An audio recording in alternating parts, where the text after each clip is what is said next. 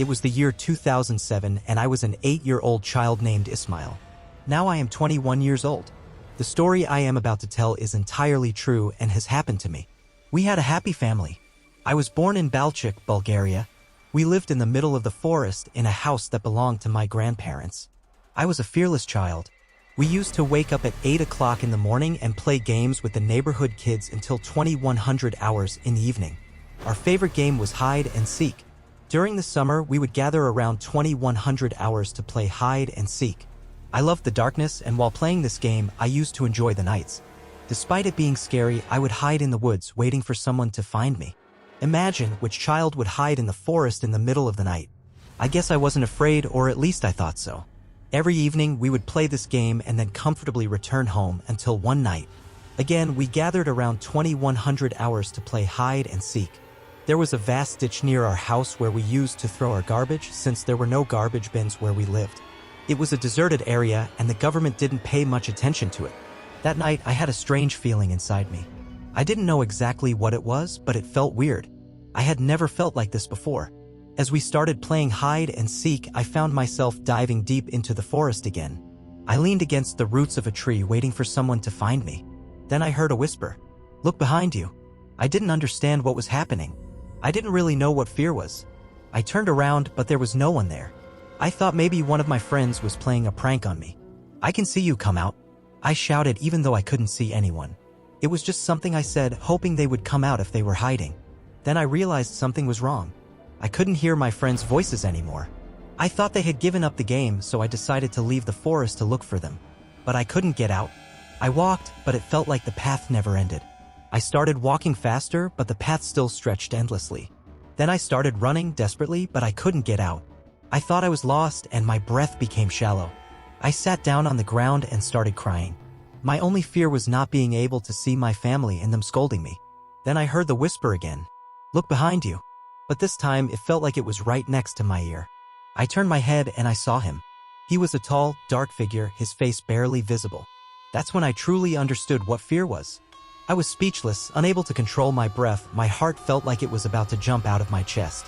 I tried to open my mouth, but it felt heavy. I couldn't. My eyes widened with fear. I stood up, intending to run, but he was still there, unmoved.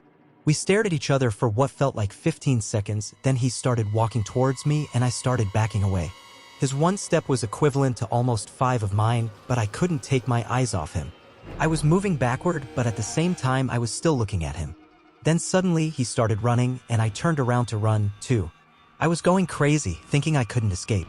Then I found myself in the middle of the road, our street. I ran towards home, but I felt a heaviness in my lips as I ran towards the lights. I entered the house, and my family was asleep. I started waking them up, but my voice wouldn't come out. I shook them until they woke up, and my mother screamed, asking what was wrong, and she picked me up. While my mother tried to calm me down by holding me, my father began to frantically check around. They were surprised to see that nothing was missing or taken from the house. Then my mother took out the photo album and started flipping through it. Pointing to a picture, she asked, "Was this the woman who came to the house?" When I confirmed it, my mother abandoned the idea of theft and tried to understand what was going on. Then she noticed something. She said the man in the photo was my grandfather. She said he had died in the village years ago, but I had never seen him. I was still in fear.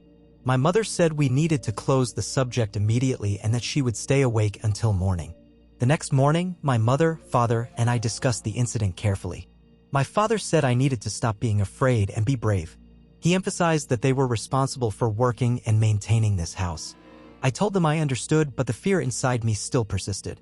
After a while, my mother and father had to go to work. I had to stay home alone.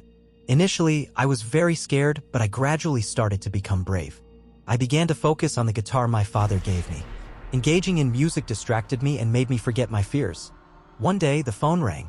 The caller, introducing herself as my aunt from Germany, surprised me because I had no idea. She said she was in Balchik and wanted to come visit us. I agreed and I waited for her at home. But she didn't show up. While talking on the phone, my mother came and tried to warn me. After hanging up the phone, I told my mother what had happened. It scared her a lot and she said we needed to go home immediately. When we returned home, my mother tried to calm me down and told me that my aunt had passed away.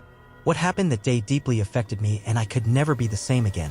But with the support of my family, I knew I could overcome my fears. And music was a great support to me during this process. Now, even when I remember my past fears, I know I can overcome them. Despite everything, life goes on, and I'm trying to be brave. Thank you for listening to me. See you in the next video. Goodbye.